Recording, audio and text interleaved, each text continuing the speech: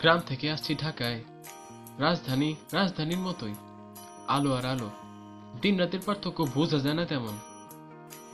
শুনছিলাম পৃথিবীর অনেক বড় শহর থেকেও ঢাকা সুন্দর, অনেক সভ্য, পরিষ্কার, সভ্যতার প্রতীক। আয়সা দেখলাম যা দেখি নাই কখনো। ভাবতেছি ভুল করে অন্য দেশে চলে এলাম না তো। মনে হইতেছে ভালোই তো ছিলাম গ্রামে, মা আর মাটি নিয়া। কেন যে এই অনেক টাকা চাকরিটা পাইলাম, আফসোস হয় মাঝে মাঝে। জীবনে এই প্রথম মাকে ছেড়ে কোথাও আসলাম, তাও অনেক দিনের জন্য। অনেক কষ্ট করে সে আমারে বড় করছে। যাবার সময় বলছিল, আচ্ছা বাবা ভালো থাকিস, নিজের জন্য কোনো চাওয়া নেই তোর। মা, আসি। আচ্ছা বাবা, ভালো থাকিস।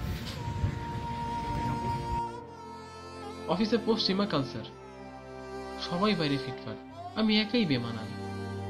আমি ভাই গ্রামের ছেলে, আমার এই শহরে ভিড়ে মানাবে কেন? অপমানিত হইলাম একদিন। দোষ জামা কাপড়।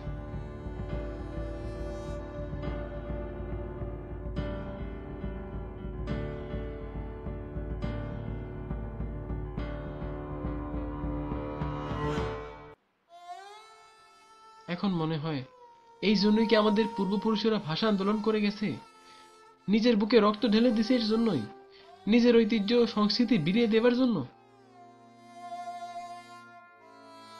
এই জন্যই কি 30 লক্ষ মানুষ জীবন দিছিল, 2 লাখ মা বোন সম্মান হারাইছিল এই কারণে।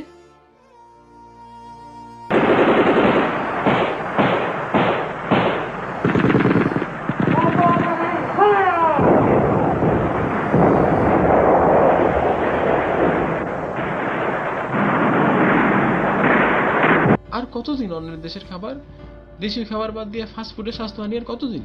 আর কতদিন অন্যের দেশের পোশাক, হাজার বছরের বাংলা গান বাদ দিয়ে আর কতদিন? বিদেশি সঙ্গীত আর কতদিন?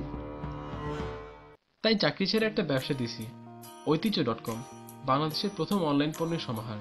এখানে আপনার পাবেন সব ধরনের দেশি খাবার, পিঠা, পায়েস, দই, মিষ্টি, দেশীয় পোশাক, দেশি শিল্প সম্ভার, বাংলা সাহিত্য সমগ্র আর বাংলা গানের এক বিশাল লাইব্রেরি। দেশের যে কোনো প্রান্ত থেকে অনলাইনে বা ফোনে অর্ডার করার 24 ঘন্টার মধ্যেই ফ্রি হোম ডেলিভারি। অনেক তো বাঁচলাম অন্যের ধার করা পণ্য নিয়ে, এখন সময় আমাদের। চলুন বাঁচি নিজেদের পরিচয়। চলেন দেশি পণ্য কিনে অনলাইনে। বাতাসকে খুশি করে বাঁচ।